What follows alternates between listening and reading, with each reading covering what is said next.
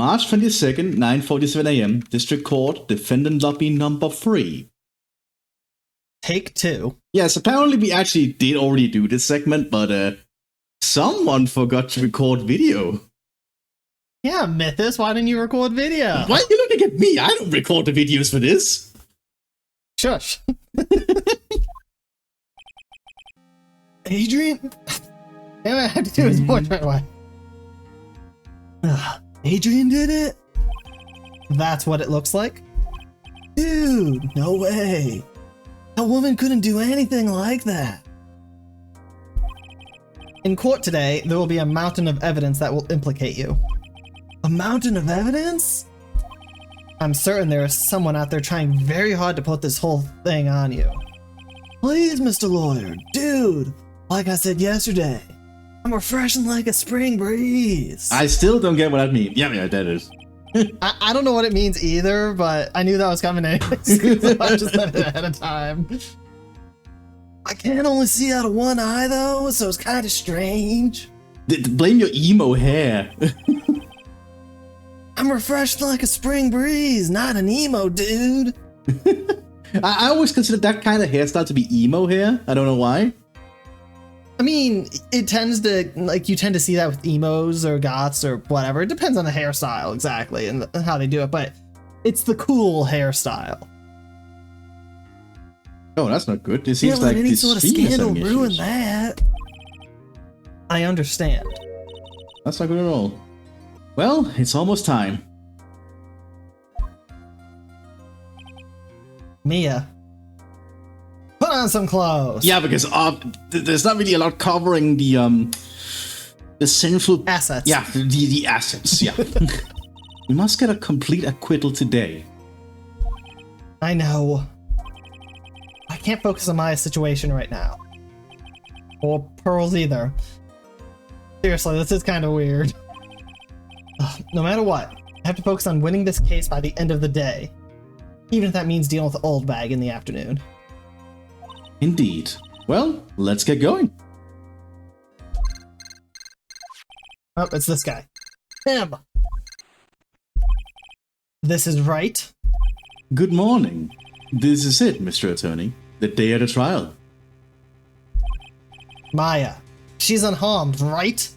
Well, when I checked on her earlier this morning, you seemed a bit, how should we say, tired.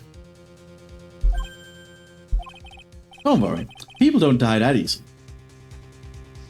Besides, what you really should be concentrating on is winning today's trial.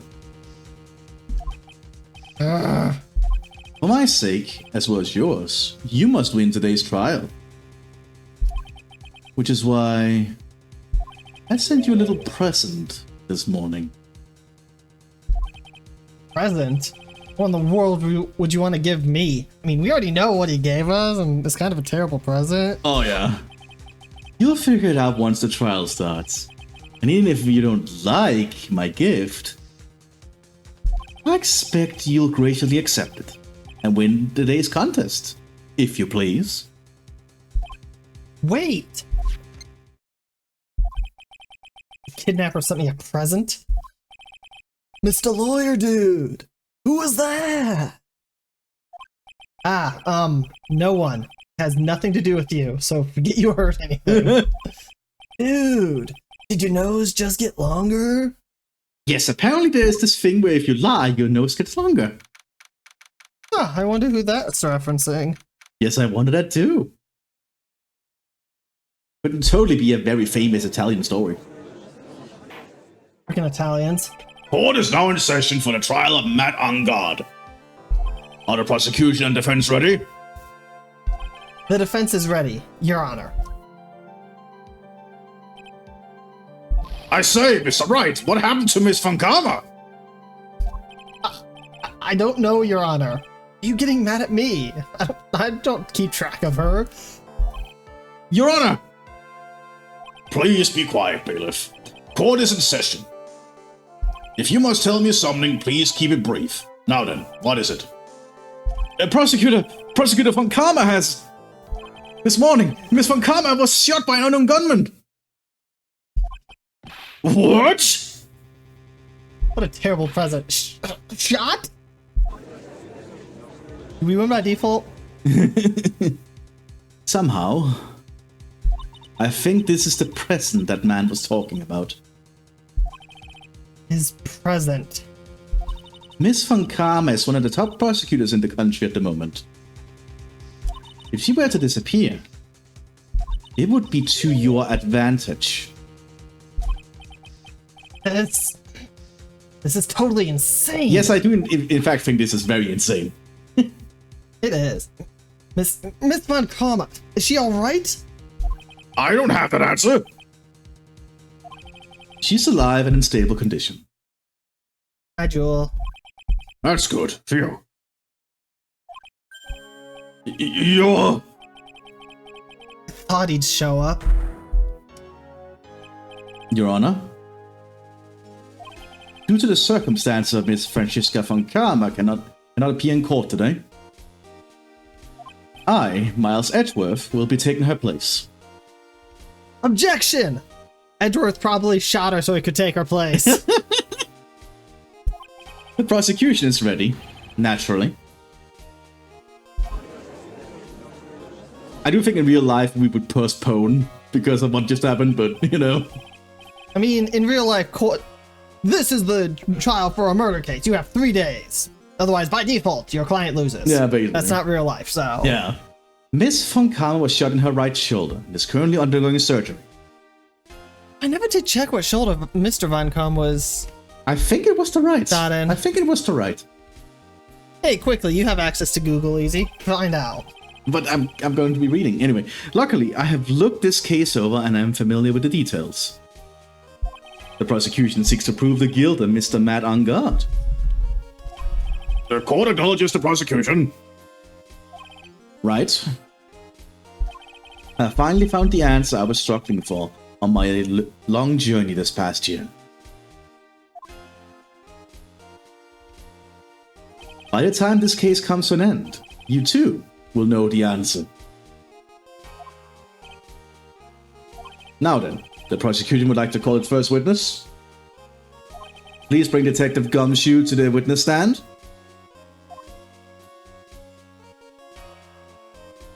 Witness, your name and occupation? My name's Dick Gumshoe, sir. I'm detective down at the precinct for now. For now? For now? After this trial's over, I'm supposed to turn in my badge, sir.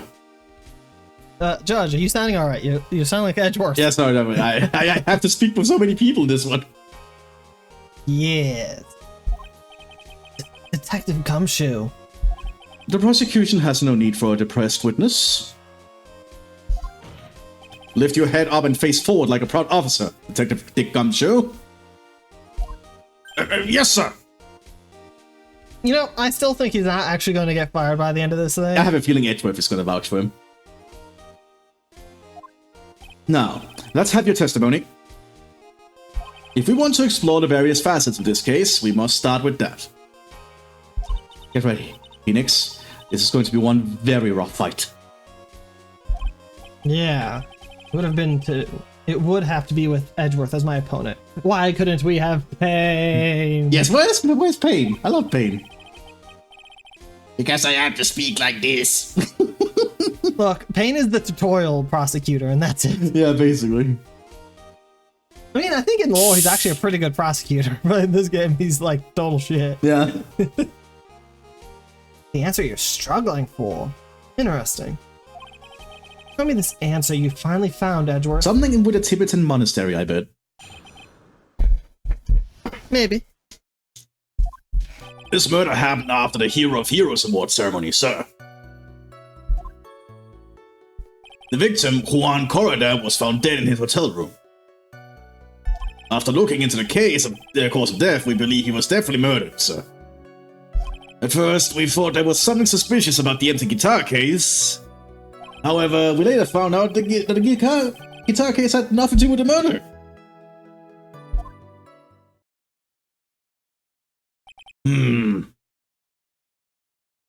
After the award ceremony ended, the victim was alone in his room. Yes, sir. Both the victim and the defendant were alone in their rooms, sir. I see. Mr. Wright, you may begin your cross-examination.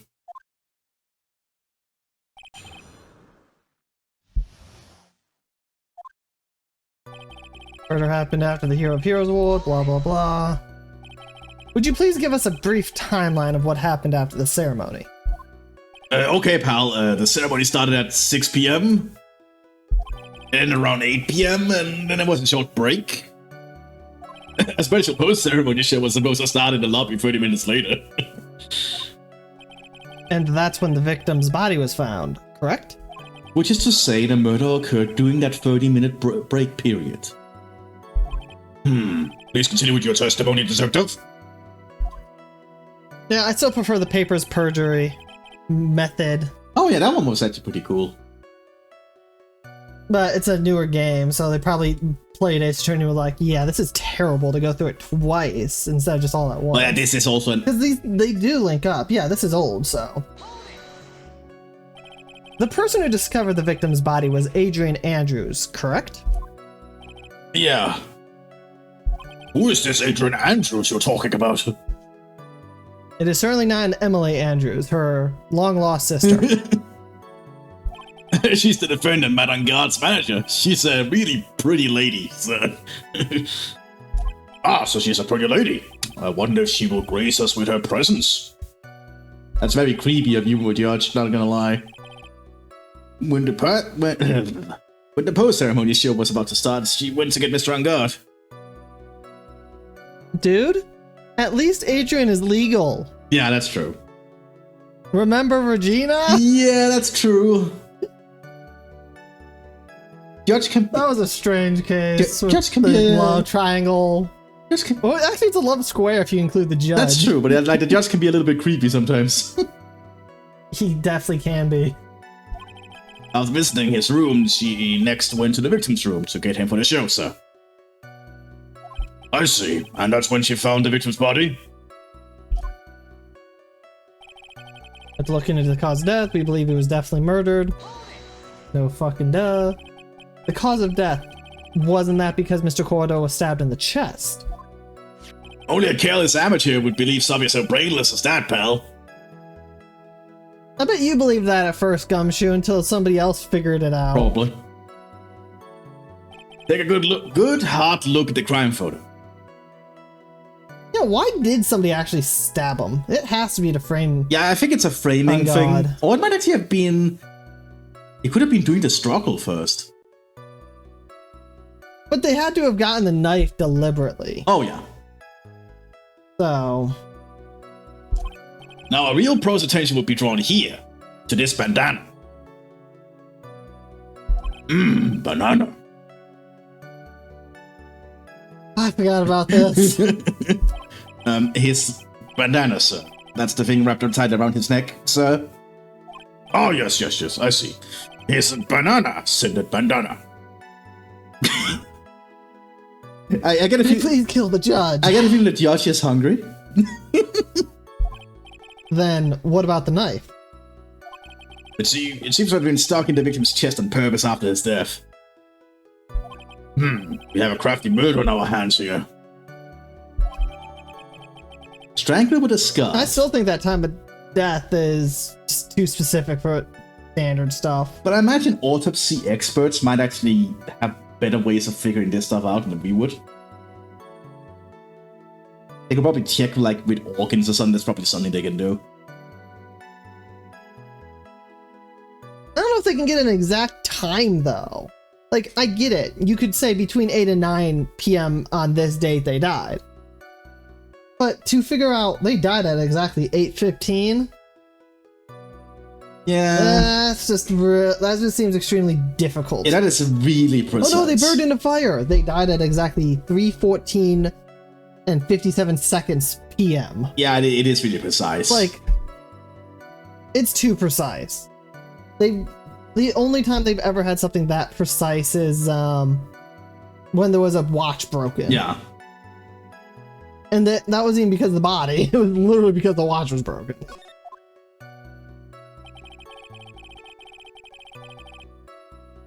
Something suspicious about the Katana case. And why'd you think that? Because it was empty, pal. The German Ninja doesn't go anywhere without his private guitar. And we couldn't find it anywhere at the scene of the crime. Oh, then how about this here? A fan really wanted a guitar, did the crime to get it? How's that? We thought of that too, but, the only fingerprints of the guitar case were the victims. Only the victims, huh? I see. So much my theory then. I mean, so could be accurate, just less likely. Yeah, and I just don't see why you would try and steal the guitar, but that's me. Fans are crazy, dude. Yeah, but even killing the actor that plays the thing they're a fan of, I suppose. I mean, there's some crazies out there. I love him so much, but he doesn't love me. I'll kill him and then I'll kill myself so I can be with my love forever. Yeah, there's some weird And stuff. so no one else can love him. Yeah, that sounds weird. Like, there are crazies out there. There are legit people who think that way. Part of the reason I never want to be truly famous. I could imagine.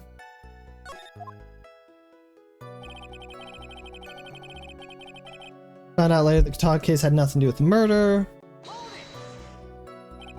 What convinced you it had nothing to do with the case? The guitar wasn't at the Gatewater Hotel that night. Well then, where was it? The private guitar was eventually found at the TV studio. Along with papers to fire an intern. Yep. The victim, Juan Corona, had apparently only taken the case with him, sir. So you mean he forgot to put the guitar inside the case? No, that was the fired intern's fault. Yeah, poor intern. Yes, sir. Even he was on stage for the ceremony. He didn't have his guitar. That guitar case was empty even before he got to the hotel. Yeah, that's right. So it really had nothing to do with the case after all. I believe that is enough. First, the victim was choked to death with his bandana. Then, after the victim was dead, the killer deliberately stabbed him with a knife. Which brings me to my next point. Why then did the police arrest Matt on guard? Because there was a reason enough to suspect him. Here it comes. Like Edgeworth's back in full swing. Can't he just be nice to me for once? Very well. Detective Gomshield, please testify about this matter. Yes, sir. Why arrest on guard? Matt on guard and Juan Corona were huge rivals with each other. They each thought the other guy was in his way. That's the motive enough in my book. As for evidence, there's the German Ninja's button. It was ripped off of the ninja costume and was found in Mr. Angat's hakama. The defendant's fingerprints were also all over the knife. The defendant bought the knife for the crime, which makes this a premeditated murder. Right. He bought the gold-plated knife. So the defendant's fingerprints were found on the knife used in the stabbing. It was sort of sticky on the handle, so the fingerprints came out pretty clearly, sir. Yeah, but he could not have bought that because it says Gatewater on it. And we also know it's from a set from a hotel in Mr. Angar's room. And there's this button. That was found in the defendant's clothes, was it? No, the defendant's costume. And is this button also covered in blood? Yes, and we know that the blood is the victim's blood, sir. What? Found in the button was added? Found in the hakama. Like, seriously. I've said this before and I'll keep on saying it. Unless Matt God himself was seen doing it without his costume, anyone can wear a costume. The same thing happened in the Steel Samurai case. Yeah, basically. Ugh. All of this points very clear to the defendant, doesn't it? No.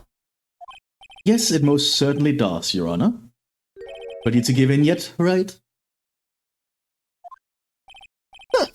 I'll find the hole in your argument somehow. You can press as hard as you'd like. Just hurry up with your usual pointless questions. Ugh.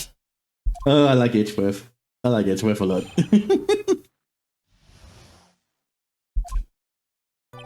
Vanguard and One Quarter were huge rivals with each other. Good.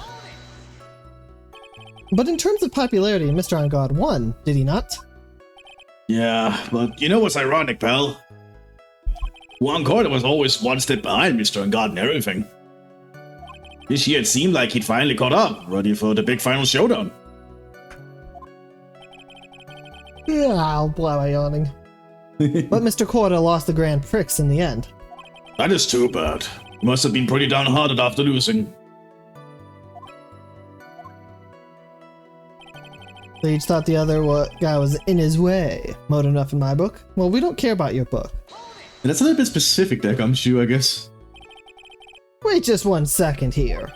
Mr. Ungod was beating Mr. Quarter in the popularity polls. Well, yeah, I guess, but... Which means that in the defendant's eyes, the victim was not a rival at all.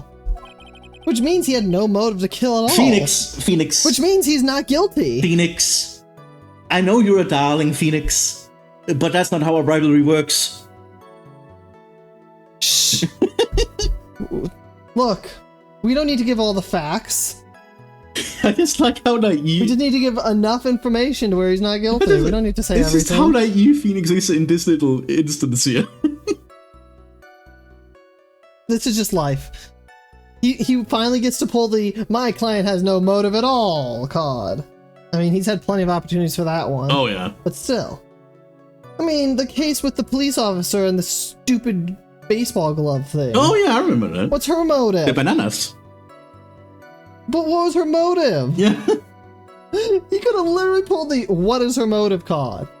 And it'd be like, well, shit. I guess she's free to go. Yeah, I suppose so. There's a number of cases that are basically that. Yes, I quite agree. Well, detective? It's not well, I guess if you put it that way, then yeah, the defendant would have had no motive. Detective, I'm beginning to see why you were fired. No, not you too, Mr. Edgeworth, sir. That's... I look forward to your pension negotiations. No! Now, detective, let's continue with the testimony. No, not my poor pension too. Detective? If you value your money, I suggest you proceed. How many pay cuts he had? Yes, we can talk about my pension later, sir. What about what I was saying? Hello? Anyone? Sorry, Phoenix, but I think it's a lot more important that we might need to discuss that Gumshoe might have to live on cup noodles for the rest of his life. I'm sure he can find another job. There's the Jamming Ninjas button. Do you have any proof that the button belonged to the victim? Huh? What do you mean, pal? Oh, let me put it this way. I'm asking you if you have any evidence to back up your claim that this button was ripped off of the Jamming Ninja's costume. Huh? Can you tell by just looking at it? You can buy the same exact button if you want. Yeah, like that's very easy to do. And the victim's blood is on it. Anyone could have smeared that blood on there afterward, which is true. Mr. Edgeworth, help me, sir. Alright, I knew it had to be this piece of evidence. Now to reel this one in, and it's ruined in 3, 2, 1. Fred. Huh? The button was attached to the costume by Fred, obviously. I mean, it could have been glued, but screw you. And that Fred snapped when the button was torn off. If you match up the ends of the Fred on the costume with the Fred on the button, it's a perfect match, and yet that is, that's very hard to, to copy. Yeah, that's it. They're a perfect match, pal. Ugh. That's Edgeworth for you. Never misses a beat. They brought the costume, found Mr. Angar's Hakama. When was this button found? Pretty soon after the body was found, we rounded up everyone who knew Mr. Coroner. And then we did a search on them all. That's when we found the button. So it was almost immediately after the murder. The police didn't have the free time to lollygag and play tricks, unlike some people. Hey, what is he trying to say about me here? Well, you do get around a lot of places, Felix. Shh, screw you. The fingerprints all over the knife. How are the fingerprints arranged on the knife? Huh? What do you mean, pal? By examining the fingerprints, you can determine how the defendant held the knife. For example, did he hold it normally or overhand? Oh, is that what you meant? Well, we didn't actually think of that. I can't believe the bumbling of this department. Yeah, that is a pretty big, Phoenix, you've been working with him for a long while. What do you expect? hopeless. Were you paying attention to the testimony, right? The defendant's fingerprints were all over the knife. There's no way to determine how the knife was held at the moment of the murder. So is the defendant the owner of this knife then? Yes, he clearly bought it. Except he didn't Makes buy it it. premeditated. Yeah, there was no way this was a premeditated murder. Even if he bought the knife, but he didn't. Yeah, he didn't buy it. Sorry, pal. This isn't some pocket knife. It doesn't fold, so it's not great for walking around with either. It's a steak knife. Who would buy a gold-plated knife? Yeah, especially a steak knife. Like, that's... Period. Gold is not even a good metal. Well, this is not good. The prosecution can prove it was premeditated murder. We're done for. Phoenix, Yes? there's something very interesting about what the detective said just now. Think carefully before it's too late. A button covered in the victim's blood and a knife with on-guard's fingerprints. Be grateful. If the judge were more rash, he would have already pounded his gavel in closing. We're still in a world of trouble. Well, before any battle, you must find your enemy's weakness. Let's find the weakness in this testimony, no matter how small it may be. Okay, Phoenix? Except you already know what it is. Yeah. You know it's because the knife is not bought. The knife belongs to the hotel. There it is.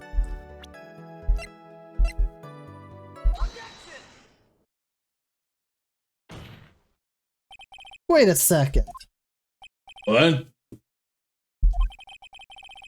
So the basis of your argument that this was a premeditated murder is simply that my client bought a knife beforehand? That's right, pal. The defendant. Did not buy this knife. Huh? Take a good look at the handle of this knife and you'll see what I'm talking about. Huh? It has Gatewater seals set into the handle. Gatewater? I think I've heard the name somewhere before. Gumshoe. I see why he's getting fired. Yeah. That's the name of the hotel. The Gatewater Hotel. My enter key, there it is. Uh-oh. Like he just goes, uh-oh. The murder knife was actually property of the hotel, so the hotel is the murderer. Which means this murder was not premeditated. Yes, that is very true. This is very big. What is it, Mr. Edgeworth? I'm sorry, but the defense is simply too careless. What? I think whether the crime was premeditated or not has already been determined. How so? I admit this knife is hotel property. There's no one currently on the police force that is dumb enough to not to realize this, apart from Gumshoe. But I didn't know. Edgeworth said on the police force. Oh. Gumshoe's been fired. That's true. The question is, where did this knife come from? Why, that's obvious. It came from the victim, Mr. Corder's room. No, it didn't. Sorry, Your Honor, but that is incorrect. All those bears. The victim ate a last meal before he was murdered. With that being the case, I would like to draw the court's attention to what is on top of the table. There's a knife and a fork on the table. Then, where in the world did this knife come from? If it pleases the court, I would like for us to recall the room of the defendant, Mr. Matt on guard. Especially what was on top of his table. There's something missing. Perhaps it is a single knife? We investigated the leftover dishes for fingerprints, and while we were investigating, we came to the conclusion that Master Matt on Guard's knife was missing. Ugh. Mr. On Guard had gone to the victim's room with a knife he had used during dinner. Why would he carry a knife on the visit? To kill, of course. And with that, I believe the prosecution has proven this was a premeditated murder. Thank you, thank you. Amazing, Mr. Edgeworth. Absolutely brilliant. A brilliantly clear deduction. It seems like Edgeworth had this. Oh, wait, that's me. Yeah. It seems like Edgeworth had this plan from the very beginning. Oh, I thought it was Phoenix for a moment. Must be one of those traps, and I just walked into it. I walked headlong into it. A murder weapon with fingerprints and a button from the victim's costume. There's quite a sizable amount of evidence here. I can safely say that any further deliberation is a waste of Your Honor's time. Although, I wouldn't mind if the defense were to present evidence not yet shown to the court. Evidence not yet shown? He means the evidence that the court hasn't seen yet. In other words, new evidence. What does the defense have to say about this, Mr. Wright? Well...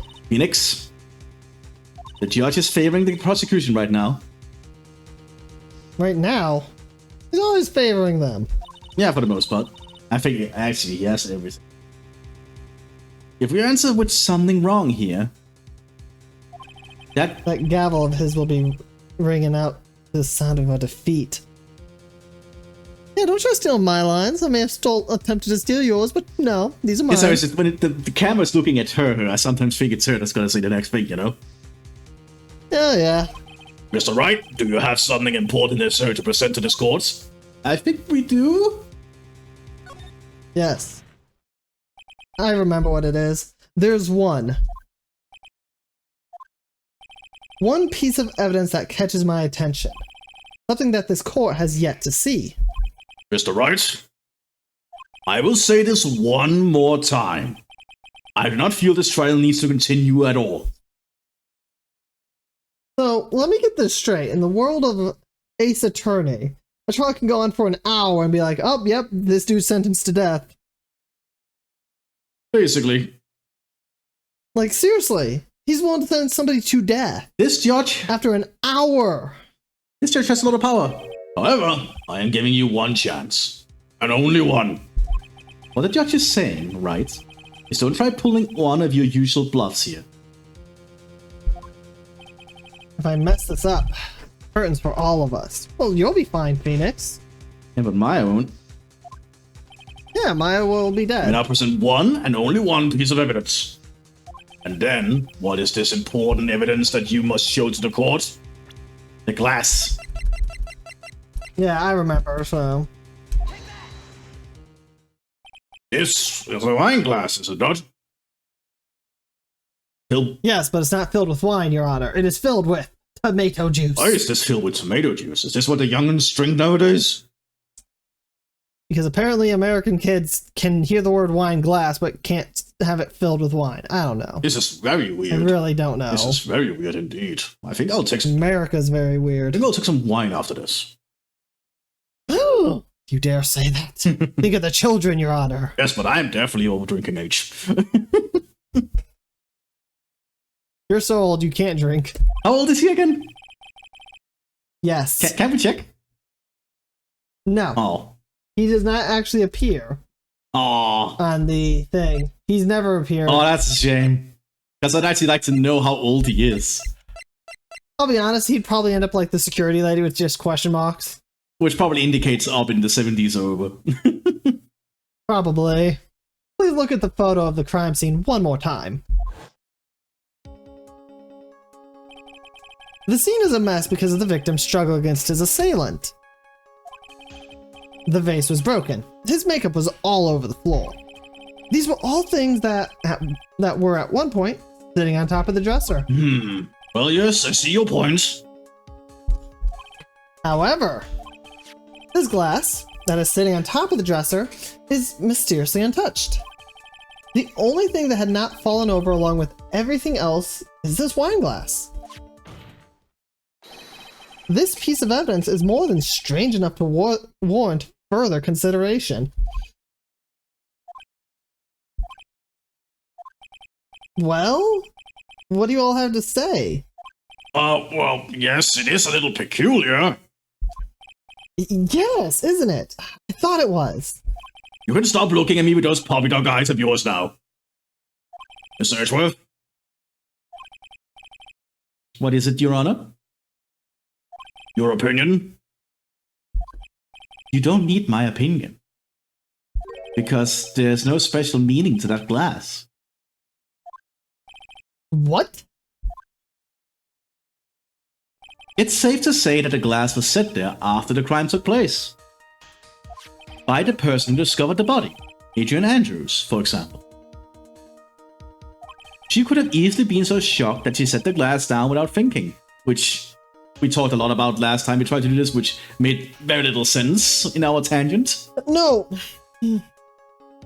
You can clearly see that spot from the doorway. Yeah. There's no wall or anything blocking it. So, you enter the room holding a wine glass in your left hand, since 90% of people are right-handed. So I'm just going to assume Adrian's right-handed. So she opens it, she's holding the wine glass in her left hand, she turns the corner and sees a dude with a knife in his chest, just sitting there with his head down. Yeah. Most people's reaction is to it would just drop the wine glass, because you're freaking out. You're not going to calmly, oh, I wonder if he's dead, because no spills or anything. Oh, yeah. So she calmly walked over to the body, set it down, and then checked to see if he was alive. And if... That's not how this works. And if she was going to sit it down, let's say she was rushing, or you can kind of somewhat lower yourself to put a glass down while you're on the move. Why would it not be on the table? Yeah, the table, if you're going to set it down and not make a mess, it would be on the table that is like within a couple feet of the door. Like you could... You wouldn't walk all the way over to the corpse while holding a wine glass. Like you could easily put it down on the table while you're moving towards the corpse after all, because the table is on the way there. It just doesn't make sense. You had to be thinking about this. So there's no way that's how it happened. That does sound very plausible. Mr. Wright? No. Could Ms. Andrews really have set that glass down without thinking? No. No. No, there's no way. I appear weak here. The trial's over. No, it's literally not happening. I can look for my proof later. But now, I should trust my instinct and point with certainty. They might just fall for it. If you're thought-provoking enough. The defense would like to challenge the prosecution's theory. We would like to see something that proves it was Miss Andrews who set the cup on the table. You turned the situation on its head yet again, as usual. Mr. Edgeworth, do you have any proof to back up your claim? There's no way he has any. He's just bluffing. I have proof, Your Honor. It's Edgeworth. He always has proof. Unlike Mr. Wright, I never say anything unless I have the evidence to support it. What? You're not thinking hard enough today, right? Did you think this wine glass escaped my notice? Then... Of course it has been thoroughly inspected. For fingerprints. Fingerprints? There were only one set of fingerprints left on this wine glass. Only one? Well, whose were they? They were not the victims nor the defendants, but they were of one Adrian Andrews. I don't know why that sentence is weird for me. I don't know. Maybe it's because her name is Emily. What? Like, I can believe it can bear her fingerprints. I just can't believe the scenario Also the fact that that we're going with here. plus the fact there's been no spillage and there's not been anything drank from it. Because I think those two combined makes this a little bit unlikely. Like let's say there's been a little bit of had been a few sips from it. That means she had the glass full while on the way to the room and were drinking, you know? Because we know there's a bottle of tomato juice on the table inside.